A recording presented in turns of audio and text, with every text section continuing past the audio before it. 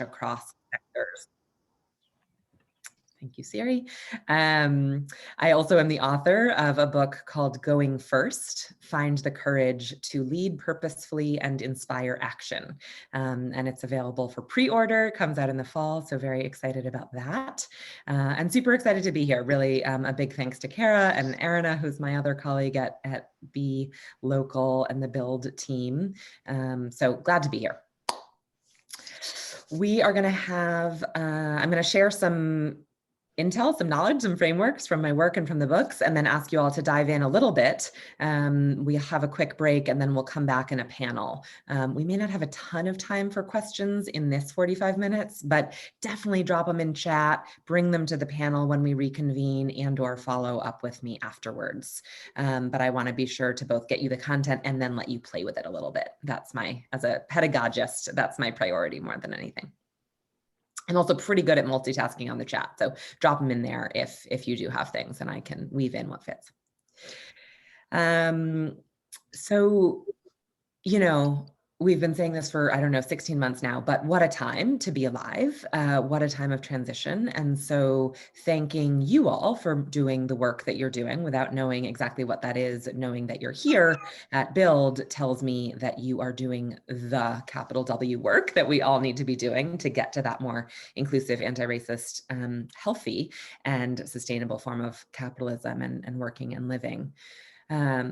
A quick statement of where I am here specifically on land of which the original stewards were the Munsee Lenape tribe and Wappinger. So a shout out to nativeland.ca for that information, which is a really cool resource to use. We're in June, so happy Pride Month. And obviously there is so much else to say about all of the humans on this planet and how we could be treating ourselves and each other better. But those are a few things that I wanted to start with. So I'll share my screen and give you a slightly more specific sense. I'm gonna, again, kind of introduce and ground us briefly, share a little bit of background research. I think that we are solidly among the choir here, and so I won't preach too long, but I do think it's useful to just ground in some of those academic resources and research, also just for you to pass on and have that, you know, solid evidence for the folks who may not yet be in the choir. And then I will share this universal framework that has come out of the work that we're doing in leadership development and forms a lot of the content of my book. And as I promised, good or bad, there'll be a little opportunity to practice. So if that totally freaks you out, feel free to just run the other way. But I think that you will enjoy it. And so, you know, again, try to get in some quick Q&A and next steps. Some of that may be in the chat. So before we do anything at all, I want to tell you where I think we can get. And so this comes from our ABCs of purposeful leadership, right? Which is kind of the process that we have come to see people and companies go through. It starts with awareness, literally just the fact of being aware that purpose can drive performance. And so again, by virtue of your presence here, I'm going to go ahead and check that off for all of us. The second piece is belief. And I actually can't do this for you. I, you know, consider myself somewhat of a persuasive speaker and a talented educator, but I can't ultimately change your beliefs. So I would be curious to hear in this group, we can do a quick finger poll from 0, show me 2 fists if you just don't think that purpose drives performance at all, to a 10 that you think the only way to perform as an individual or a company is to be really purpose aligned, or maybe somewhere in the middle with bits of skepticism left. Go ahead. Flip is a 10, I'm not shocked. Lots of 10s. Gotta love the B Corp community. If you're not on video, go ahead and chat a number. Cool. Yeah, we've got some strong allies here, which is great. And so hopefully what this framework can do is not necessarily get you to that first step, but actually be something you can pay forward and use with other people to help make their belief in this concept even stronger. The next piece is clarity, and this is a really important step to get to the second of confidence, right? So when you're clear about why and how you lead purposefully, you can be really confident and use that language of purposeful leadership, use that approach so that other folks follow along with you. So that's our where we're hoping to get in terms of outcomes today. Before getting into the learning, again, as an adult pedagogy person, oh good, I'm just seeing your 8 and 9 in the chat, which is great. Two quick things. One, we're just going to do a quick little icebreaker if you can turn your video screens on and off. So everybody turn your screens off, and then we'll do a vote by turning them on if you can. If you can't, pipe up in chat. So everybody video off. And now on the count of 3, turn your video on if there is a dog in the room with you or close. 1, 2, 3. Come back if there is. Oh, hi to all the puppy parents. Oh, COVID puppy parent. Awesome. Turn your videos back off. And maybe mute if you're not. We're getting some weird, crazy alien noise. Turn your video back on if you work for a B Corp. Yes. Awesome. Strong representation, not surprisingly. It's also really fun to see folks who are not yet working for a B Corp in the field. So that's great. Leave your video on or turn your video on if you started a B Corp now or in the past. Do we have founders and entrepreneurs out there? Yeah, flip. Several. Okay, cool. Yay, Aiden. I love that. Lizzie, Jesse. Cool, cool, cool. Very good. Videos off.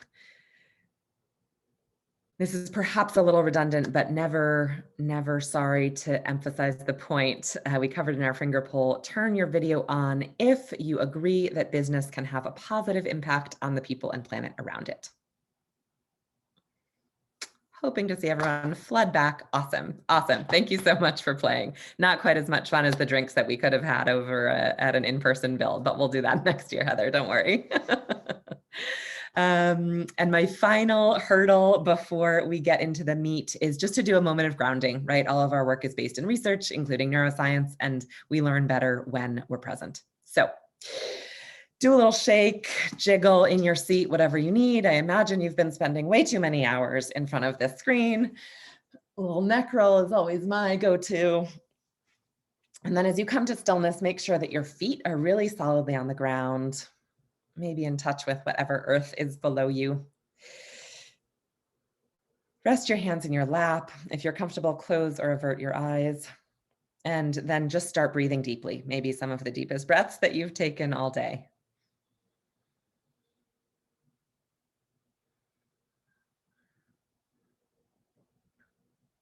And then I just want you to picture a moment, a purchase or a meeting or an interview or a feedback session, some moment that you have had recently or not, where business was acting as a force for good.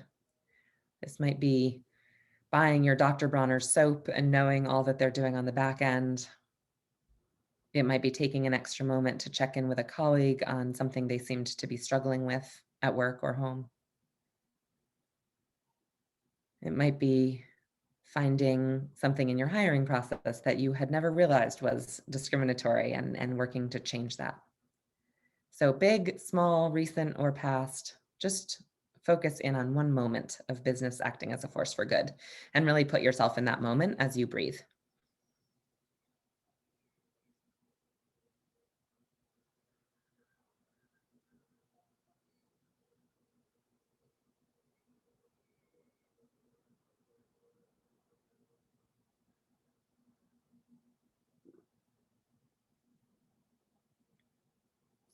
And finally, distill that experience down into one word. What did that mean to you?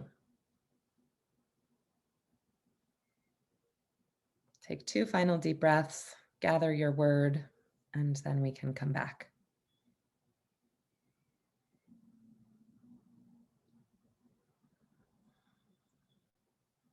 Awesome. Thank you again for playing. You've earned some free content. In the meantime, drop that word into the chat box. I would love to hear where you went and what that looked and felt like for you.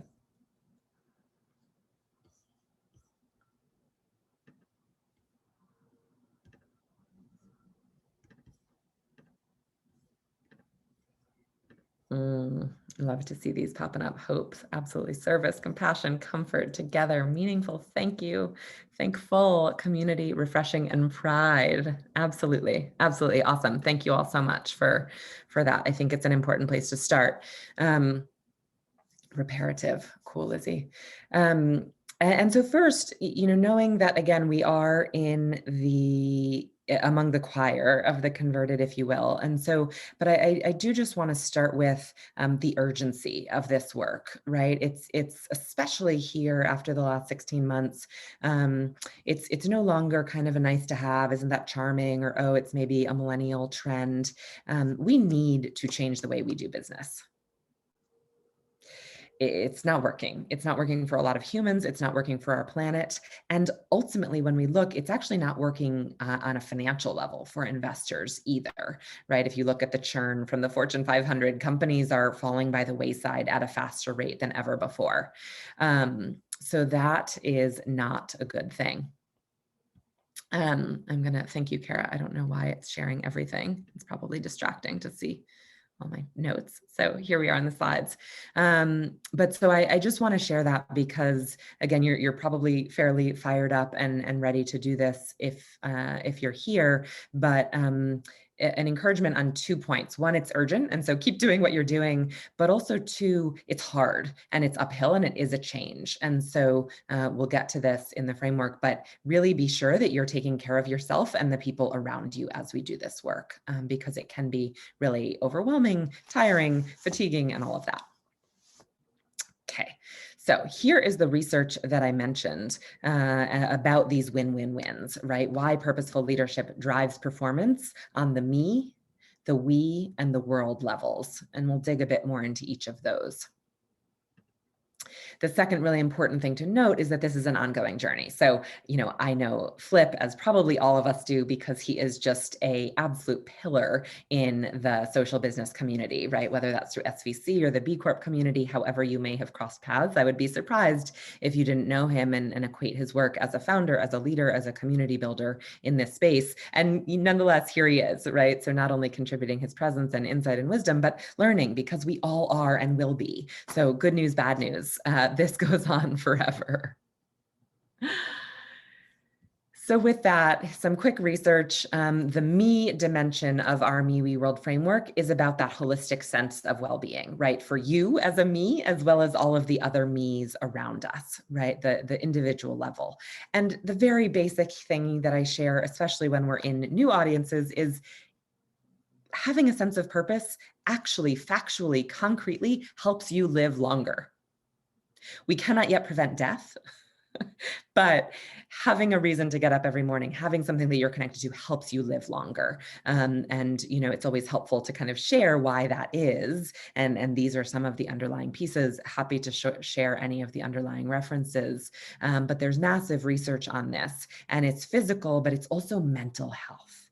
And goodness knows, again, at this moment in time, that is more important than ever. And so I think that's a really powerful way to bring over perhaps some of the slight skeptics or folks who are newer to this idea of purpose driving performance by sharing that, in fact, it helps us stay sane, to say nothing of less anxious and less stressed if we know what it is that we're working toward. So again, myriad resources here, a handful that I'm happy to share if you want, and many, many more. The second level is the we, and being where you are, a lot of ways that purpose can make organizations work better, but I, throw this one up there of financial performance. So the return on assets for nearly 500 companies after research done with 500,000 employees showed that having a sense of purpose that was clear, not just having the purpose and writing it on your cafeteria wall, but having purpose that is clear, particularly in the mid-level employees, not just the top, increased the returns, the firm's return on assets by over 70%. That's really profound information and an apple, a carrot to incentivize folks who may not be naturally inclined to think this way about their business. And finally, in the world dimension, a little tooting of our horns as B Corps, right? Very concrete environmental and social impact when businesses are aligned with a sense of purpose that has specific impact underlying it. So I won't dwell too long there because I do think that we're all on board, but please don't hesitate to follow up if there are things that would be useful if you want to see any of those links or if you have other questions about the research.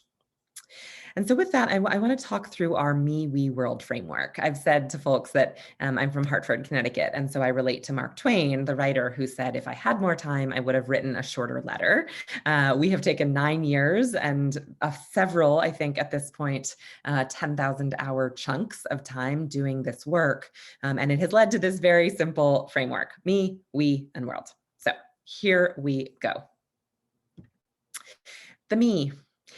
The first element here is just presence, right? That's why we did a grounding exercise. That's why we breathed together and encourage you to do that for yourself and for the other me's around you as well. It's a holistic sense of well-being, right? And so we talk about mind, body, and spirit all as being really important to perform well professionally and personally. We this notion of bring your whole self to work. We have always been bringing our whole self. It's just that we have pretended or made it really awkward or difficult, right? But that is true, and everything goes a lot better when we do that well. And finally, empathy, right? And obviously this is a transition to the we part of the framework, but I think it's important to start with empathy for ourselves, grace for ourselves, and recognizing that we are always doing our best, as are the other people around us. So that's our transition to the we. And the first point here is that profit is fuel, right? The famous, I've heard different attributions. I go with Glenn Hubbard, who was the dean at my alma mater, Columbia Business School, and said he was working in his early career. He was doing a pro bono project with some nuns on a mission, literal mission in Africa. And he got frustrated with them for some reason. They didn't want to charge enough for their crafts, according to his New York capitalist sense of craft cost. And so he said, sisters, no margin, no mission. And literally he was talking about the mission. But I think that that's a really interesting, lens for us to remember as well. As B Corps, we need to be profitable. We need to be financially stable and growing to do the work that we do. The second piece on me that I emphasize is sharing information. That this starts with the B Corp certification, right? That's a huge part of why it's so powerful to be not only transparent, but audited by an external third party about what we're doing. Of course, the sharing needs also to happen on a much more day-to-day, hour-to-hour basis internally in order for purposeful leadership to work.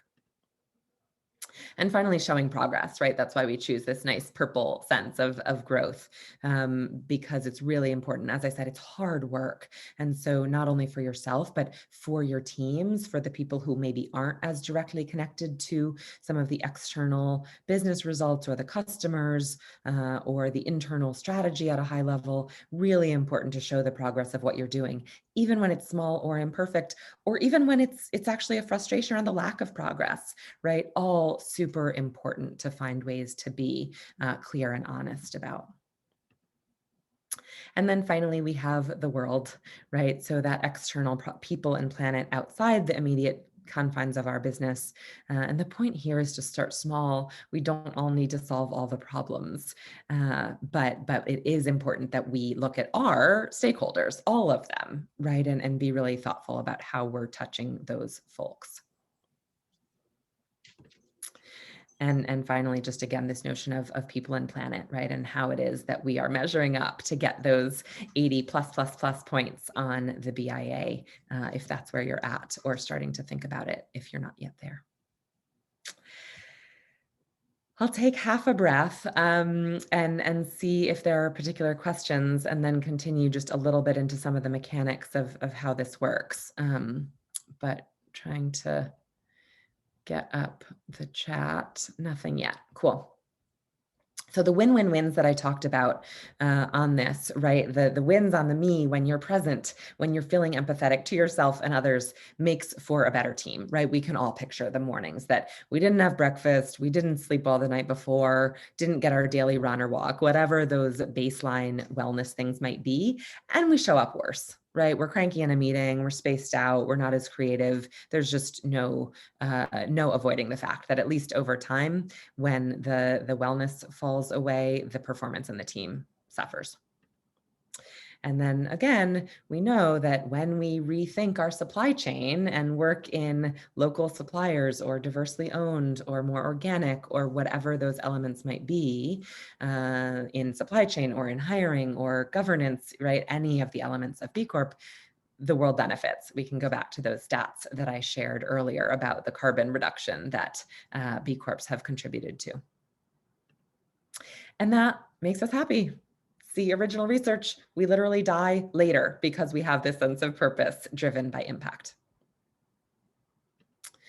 And we also have great results, not only from the Harvard research, but our own, I'm sure, anecdotal experience, whatever it was that you pictured in that visualization of business being a force for good and how that makes the business better. We're more loyal to those companies. They have a better ability to retain and attract the best talent, and so on and so forth. We can boil this down on the me level. It helps with our focus, it helps with our motivation, and it helps, back to that first point I mentioned, getting really clear about your purpose helps with that confidence so that you can ripple out your impact to other people around you and do much more than any of us can alone, which is important because as fabulous as you all are, you're not solving all the problems that we need to solve these days. And then on the we level, right, companies that have a sense of clear purpose that everyone understands, not only are more profitable, getting that higher return on assets as the bottom line, but they have more trust, right? And I'm guessing, I see some nods that you've seen or felt this, but just, what we see in the hundreds of CEOs and teams that we work with, that when I trust that my manager or the founder or, whoever that leader might be is out to build a healthier world with our food or with our outdoor wear, whatever our company might do, it's way easier for me to get behind a decision that I might not agree with, or to stay a few extra hours at the end of the day, or to switch jobs in COVID because all of a sudden we're not a retail company, we're going wholesale, right? And so businesses, especially right now, and not just because of COVID, but for the next at least 10 or 20 years, need to be flexible and agile. And so when you have that guiding star of a purpose, it's easier for all of your people to trust why we're being asked to do really hard things and learn or pivot or change or work harder or longer, or whatever it might be. And so that trust piece is super important. Alignment is related and also powerful of, it makes things more efficient when we're aligned, when we understand where we're going. It's easier for us to collaborate across functions, across different backgrounds, and that's a powerful thing. And then finally, on the world level, right, we have that impact, which is great in and of itself, but also there's starting to be some really powerful research about the customer loyalty and even willingness to pay, right? That's not quite as universal. Some studies show that actually people still aren't willing to pay up for more powerful or organic or sustainable in other ways products.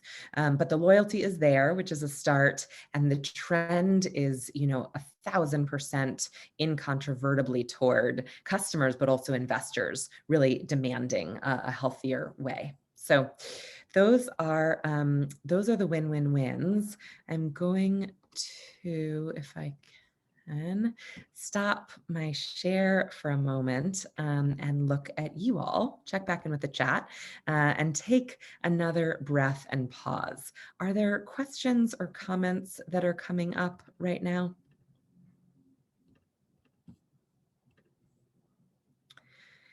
Cool. Awesome. So hopefully that means that I have done my job. Thank you, Lizzie. I'm glad it resonates. And again, the point here is not necessarily, is that this isn't rocket science by definition. It's a very simple way of packaging some thoughts and ideas here so that you can help make it really concrete and tangible for folks, whatever their background may be with the B Corp movement or business as a force for good. Super happy to share slides. And Kara and Erna, if you're not already on it, we can follow up about that after, but you have these. And so as promised, what I want to do now is get you playing with it and talking about it and thinking about it for yourselves and with each other. So first and foremost, I'll just give you 2 minutes on your own first. I know learning styles are different and it can be helpful to kind of gather thoughts for a moment. So I'll set a timer for 2 minutes and just think about this question in the 3 dimensions. When have you seen people be purposeful leaders in each of these dimensions? Feel free to toot your own horn and use examples of yourself. And then similarly at the second question, what happens when one of them falls away? So just 2 minutes, top of mind brainstorm, and then we'll come back and share.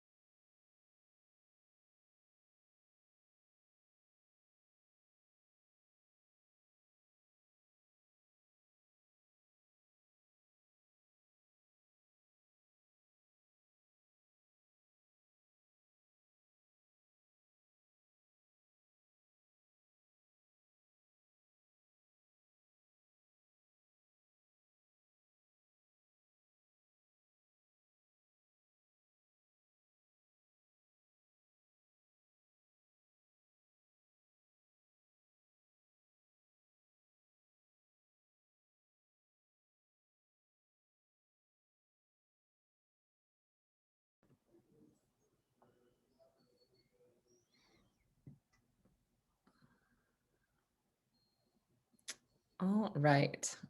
So there we are with 2 minutes of some very initial thinking. And the next piece that I hope will be the highlight is actually to let you all talk a bit about that amongst yourselves. And so I'm going to break you up into some breakout groups. We'll have just under 10 minutes together.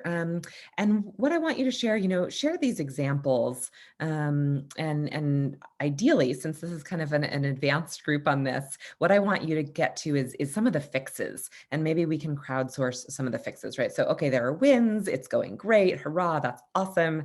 Then there are losses, when maybe a company is under stress or in tumult, or it's not such a purposefully led team or organization. And what worked to turn that around is what I would be really excited if you could get to. So I think I have, or I'm not sure if Kara, you have to help me with. I can do that. How many people breakout? do you want per breakout room? Let's do 3 per, just in case anybody's not in a position to speak up. I know some folks aren't on video. So if you could do 3 per for 9 minutes, that would be amazing. And we'll broadcast warnings along the way, as well as reminders about your discussion questions. I think some people are, let's see. Okay.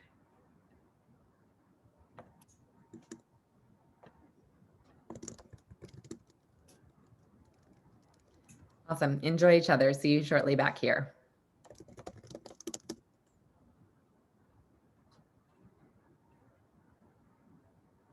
Thank you so much, Kara. Sorry, I didn't warn you. I forgot to say that was the plan.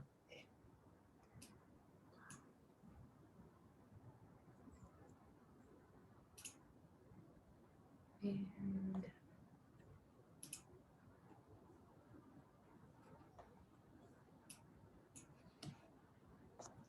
Hello. Hey. How's it going? I was alone, so I just Oh. decided to come back. But maybe Paula or Vincent, maybe they'll, it seems like maybe they're not in a position to break out yet. Totally. At conferences, I'm always conscious that some people are kind of like backgrounding. So it's always a little risky, but so good for the people who can. Yeah, especially now, with, I know a lot of people are trying to make this happen alongside other work stuff. So. Yep. Yeah, no, exactly. It's so tempting, right? You're like, oh, I'll just keep an ear on that. Yeah, it's true. How's the day going or the afternoon? It seems like a great agenda. I haven't been able to hear as much as I would have liked. Yeah, it's going really well. Have you been able to hear the music? The music is such a highlight. I can imagine. I loved seeing that on the agenda. It's so smart to mix it up a bit. Yeah. And Koof Knotts and Christine Elise, I highly recommend checking them out on Spotify. Oh, cool. Yeah, we should probably put that in the forum. They're so good. Awesome. Yeah, if you drop links, that would be great. It'll help me remember. It's amazing how much you can discover there. Yeah. Good news, bad news for artists probably, right? I mean, I love it. But I'm not good about then following up and like, oh, I should follow that artist or, so I hear this beautiful music and I'm like, oh, that was amazing. And I just hope it comes back on the playlist at some point. I know. Yeah. Especially, I don't know if you're a Spotify listener. I'm going to find them on Spotify now. Oh, thank you. Perfect. Yeah.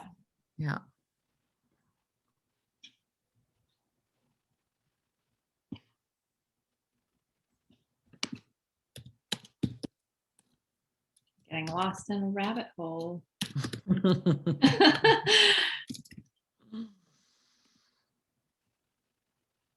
Nell, did you say 9 minutes? Yes. Okay.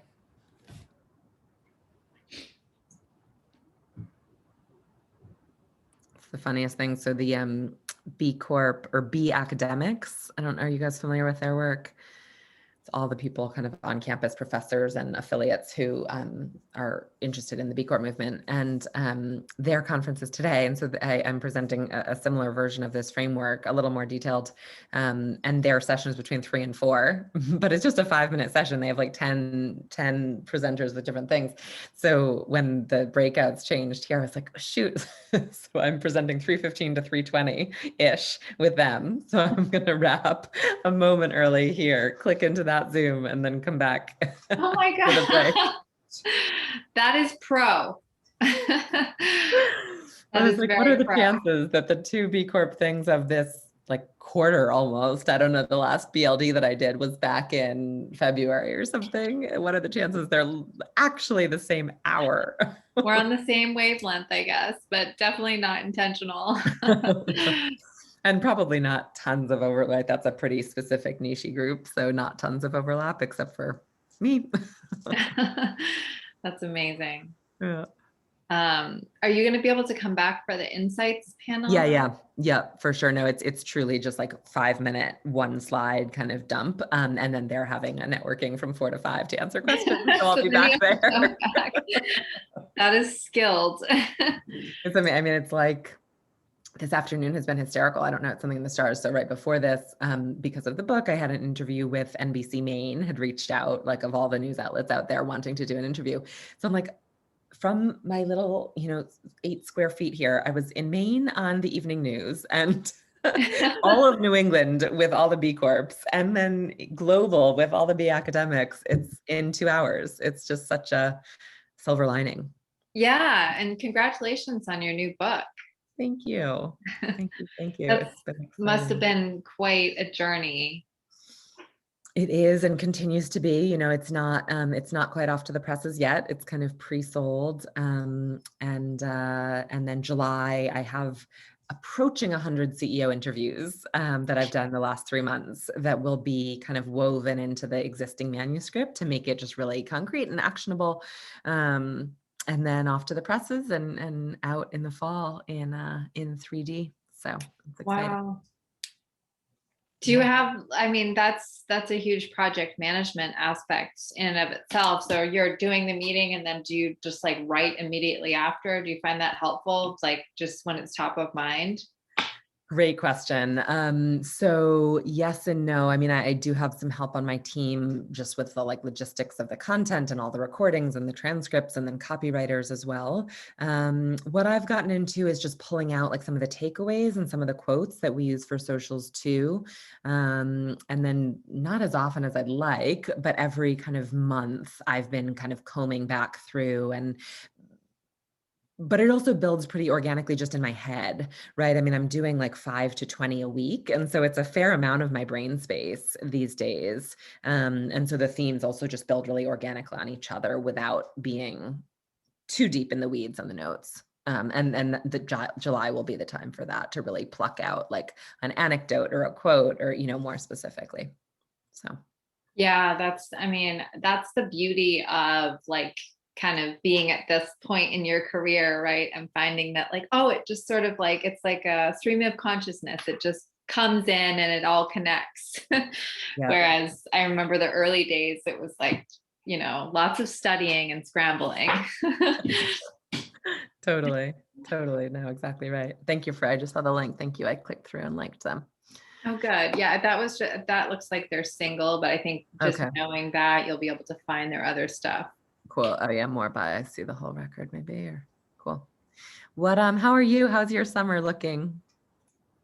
Good. It kind of ebbs and flows. Like it suddenly felt like it was happening and now now I'm kind of similar to you, like in this little room where a lot of different things happen. So it's hard to, I was just talking about that with someone in another breakout group where it's like a vortex where there's not a lot of separation between different things. But yeah, it's going really well. Cool. All considered. Breakout rooms now. Sorry guys, interrupt. No, that's fine. That's perfect. Thank you so much, Kara, for navigating. I can put myself on mute so I don't disrupt. Oh, that's okay. Thank you.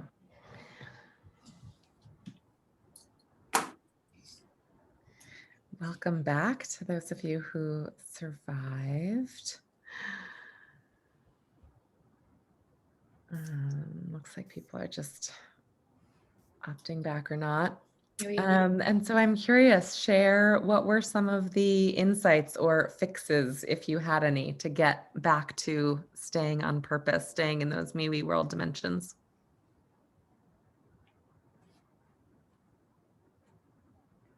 One breakout room is still closing, so. Oh, okay. Sorry. That's okay. Jenny, if you had one, go ahead and chime in and folks will join as they come. Welcome back. We're just going to wrap up briefly. I'm curious to hear if anybody had a fix, a win that they're excited about sharing, something that you found to work.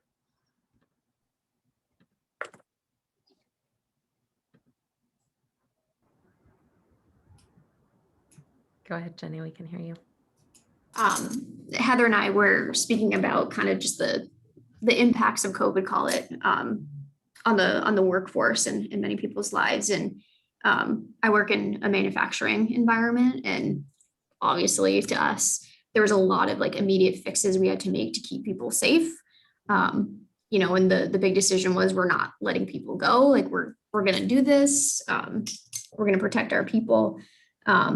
So had to do those, and that works. But very quickly we realized that even like pre-pandemic, that our channels of communication were pretty bracketed and were not as inclusive as perhaps we thought they were. So I guess our fix was in like more the we realm of really getting creative and pulling more people into the fold. Not that like decision-making power had changed per se, but and I guess just the simple tweaks we've made and maintained, and including all stakeholders, all employees in our organization on kind of some big shifts in thinking, like morale in general has gone up, and the sense of like just excitement in hallways has changed. And that's a little bit incremental, but I think for us, that's huge. I think it taps into the trust and alignment piece.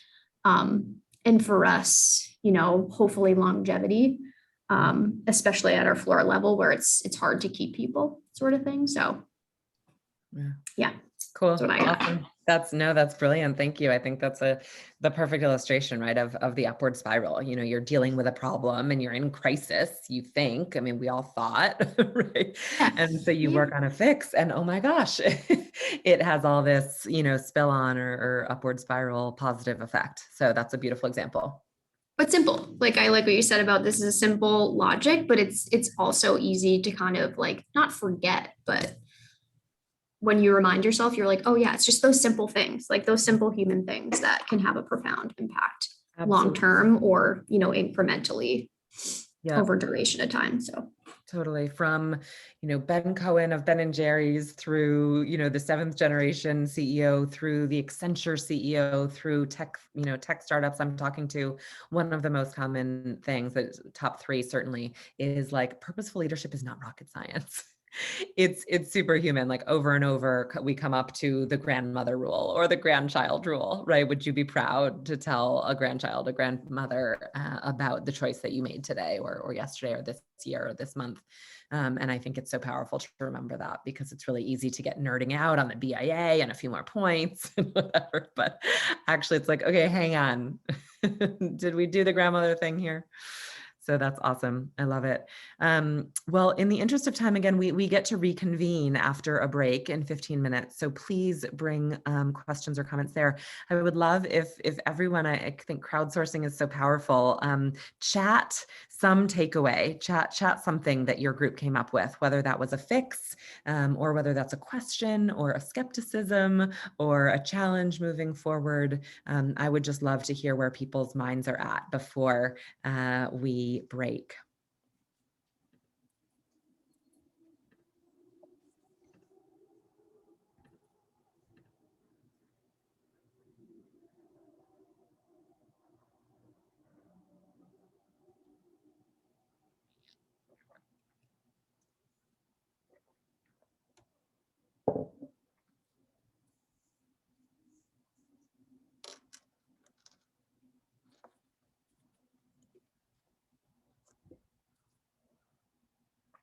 See everyone typing frantically. This is not a super easy. This is not like our one word at the beginning. So a little bit of a longer mandate, but it'll be nice to have saved in the chat.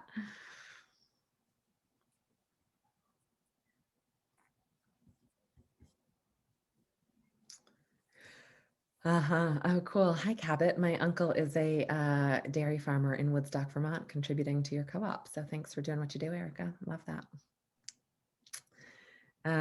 Yeah, I think again, happy to chat more offline if and when that's useful, but that's why the simplicity of this works. It works on a manufacturing floor, right? This works with frontline employees. I promise, give me 90 seconds with anyone at any of those locations and MeWe world is super clear. In fact, don't give it to me, give it to any of you, let's have Kara go to the floor and try to teach this forward.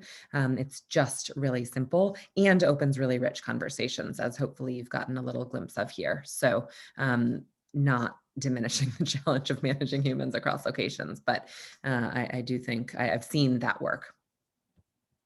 Cool. Oh, I'm so glad, Flip. Mutual Admiration Society. I'm so glad that this is inspiring. We do aim to stay on brand in that way. We've held on to the name for just that reason. And I don't know, maybe I'll give you a moment if folks are finishing any other chats in there.